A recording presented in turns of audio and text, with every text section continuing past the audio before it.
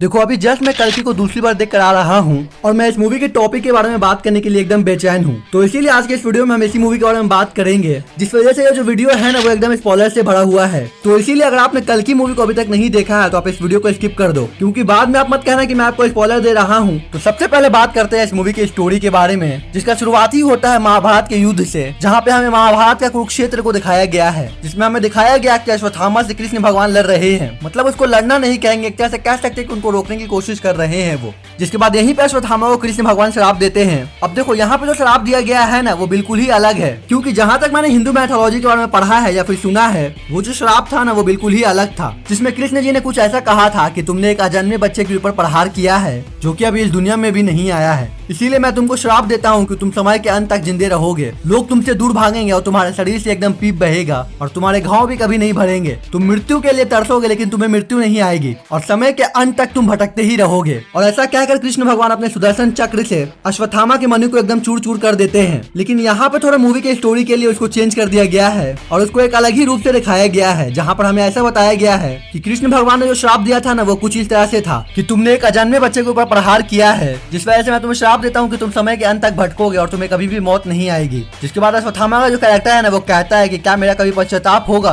तब वहाँ पर कृष्ण भगवान कहते हैं कि मेरे साथ साथ पांडव भी मर जाएंगे और एक नया युग आने वाला है जिसको कलयुग कहेंगे सब। तो इस युग में मैं एक बार फिर से अवतार लूंगा और क्योंकि तुम मुझे मारना चाहते थे इसीलिए तुम्हें उस युग में मुझे बचाना होगा। तो यहाँ पे श्राप को काफी हद तक चेंज कर दिया गया है मूवी के लिए। इसके बाद हम देखते हैं काशी शहर को, जहाँ पर कुछ लोग आ रहे हैं काशी शहर में रहने के लिए, जहाँ पर ऐसा दिखाया गया है कि सुप्रीम राजकिंग के जितने भी लोग हैं ना वो काशी शहर की जितनी भी लड़कियां हैं जो कि माँ बन सकती है उन सभी को पकड़ रहे हैं और उनके ऊपर कुछ एक्सपेरिमेंट करके उनको प्रेग्नेंट कर दे रहे हैं वो लोग। और ऐसा इसलिए ताकि उनको एक ऐसा सैंपल मिल सके जिससे कमल हसन का जो कैरेक्टर है ना यास्कीन, उसको कुछ पावर्स मिलेंगे और उसकी बॉडी उससे हील हो जाएगी। अब यहीं पे हम देखते हैं कि जो अपनी दीपिका पादुकोण का जो कैरेक्टर है ना वो कॉम्प्लेक्स के लिए ही काम करती है। वो ऑलरेडी पहले से ही प्रेग्नेंट होती है क्योंकि उसके ऊपर एक्सपेरिमेंट हुआ होता है, लेकिन यास्कीन के जितने भी लोग हैं ना उन लोगों को पता नहीं होता है कि जो अपनी दीपिका पादुकोण है ना वो प्रेग्नेंट है, क्योंकि वो इस बात को उन सभी से छुपाई हुई रहती है। अब यहीं पे अश्वत्थामा का कैरेक्टर का भी एंट्री होता है, जहाँ पर यास्कीन को एक छोटी सी बच्ची का पीछा करते हैं ताकि वो लोग उसके ऊपर भी एक्सपेरिमेंट करें। तो वो बच्ची भागकर एक शिवजी के मंदिर में चली जाती है, जहाँ पर हम देखते हैं अश्वत्थामा के कैरेक्टर को जो कि तपस्या कर रहे होते हैं। मतलब एक तरह से कहें तो वो ध्यान लगाए हुए होते हैं और उनकी बॉडी के ऊपर पूरा मकरे ने अपना जाल बना दिया है, जो कि बताती है कि वो बहुत दिनों से वहाँ पे ध्यान में बैठे हुए हैं। अब कट टू यहाँ पे हमें दिखाया जाता है अपने भैरवा को, जो कि है प्रभास,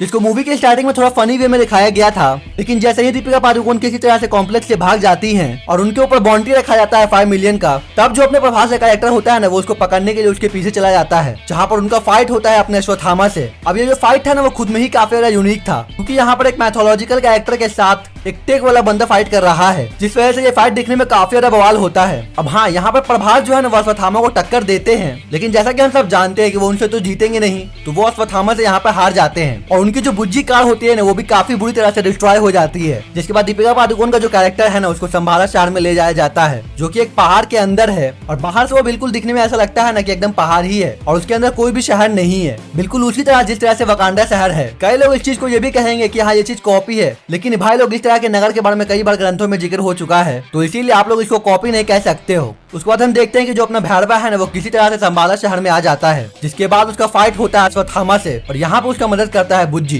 जिसको भैरवा ने काफी ज्यादा अपडेट किया है, जिसके बाद वो एक मेगालोड में बदल सकता है। तो यहाँ पे जो अश्वत्थामा का फाइट होती है ना भैरवा से वो थोड़ा अलग था, क्योंकि यहाँ पे भैरवा अश्वत्थामा पे थोड़ा भारी पड़ रहा था, लेकिन फिर भी अश्वत्थामा भैरवा को हरा देते हैं यहाँ पर। और उसके बाद पता चलता है कि आखिर यहाँ पे भैरवा का जो कैरेक्टर है ना वो है कौन। मतलब हम लोगों को ऐसा लग रहा था कि जो भैरवा का कैरेक्टर है ना वो कल्कि होने वाला है और प्रभास ही कल्कि भगवान को कैरेक्टर प्ले करने वाले हैं, लेकिन यहीं पे इस मूवी के मेकर्स ने सभी के दिमाग से एकदम खेल लिया, जहाँ पर हमें ऐसा दिखाया गया है कि जो भैरवा का कैरेक्टर है ना वो कोई और नहीं बल्कि कर्ण है। हाँ, वही महाभारत वाले कर्ण जो कि सूर्य देव के पुत्र हैं, जिनको दुनिया का सबसे बेहतरीन योद्धा कहा जाता है। लेकिन यहाँ पे देखने वाली बात यह थी ना कि जो अपने प्रभास है उनको खुद ही नहीं पता है कि वो कर्ण के अवतार हैं या फिर वो पिछले जन्म में कर्ण थे, लेकिन जब वो अपने छड़ी को छूते हैं तो उनके अंदर पता नहीं क्या हो जाता है, शायद कुछ देर के लिए उनको उनकी याददाश्त मिल जाती है। जिसके बाद हम देखते हैं महाभारत का एक सीक्वेंस जहाँ पर कर्ण अर्जुन से लड़ रहे होते हैं। अब जैसा कि मैंने कहा कि कर्ण का कैरेक्टर प्ले कर रहे हैं प्रभास, तो जो अर्जुन का कैरेक्टर प्ले कर रहे हैं ना वो कोई और नहीं बल्कि विजय देवरकोंडा है। अब भाई उनका जो लुक था ना वो काफी बवाल था, मतलब लिटरली वो प्रभास से भी ज्यादा अच्छे लग रहे थे अर्जुन के रोल में। प्रभास का जो वहाँ पर लुक दिखाया गया है ना वो मुझे आदिपुरुष जैसा लुक लगा, मतलब उन्होंने बिल्कुल उसी तरह से मूछें वगैरह भी रखी हुई थी। तो इसीलिए जब मैंने पहली बार उनको देखा ना तो मुझे वैसा ही फील आया। अब यहाँ पे जो अर्जुन होते हैं ना वो कृष्ण भगवान को ऐसा कहते हैं कि आपने देखा मेरा एक प्रहार से कर्ण का जो रथ है ना वो 10 कदम पीछे चला गया है, जबकि उसके प्रहार से हमारा रथ सिर्फ 2 कदम पीछे गया है। तब यहाँ पर कृष्ण भगवान का जो कैरेक्टर होता है ना वो कहते हैं कि हमारे रथ का जो ध्वज है ना उसके ऊपर हनुमान जी विराज हैं और तुम्हारे साथ इस तीनों लोग के भगवान बैठे हुए हैं, फिर भी तुम्हारा जो रथ है ना वो 2 कदम पीछे जा रहा है। ये बताता है कि कर्ण कितना बड़ा योद्धा है। और उसके बाद हम देखते हैं कर्ण का थोड़ा बहुत झलक। अब कट टू यहाँ पे जो स्टोरी है ना वो प्रेजेंट टाइम में आ जाती है, जहाँ पर हम देखते हैं कि भैरवा के अंदर कर्ण का याददाश्त आ गया है और उसके साथ साथ उसके अंदर उसकी पावर भी आ गई है। तो वो उन्हीं पावर का यूज करके दीपिका पादुकोण को बचा लेता है, लेकिन जैसे ही वो जमीन पर उतारता है उसके बाद उसकी याददाश्त गायब हो जाती है और वापस से वो भैरवा जैसा बिहेव करने लगता है। उसके बाद वो दीपिका पादुकोण के कैरेक्टर को किडनैप करके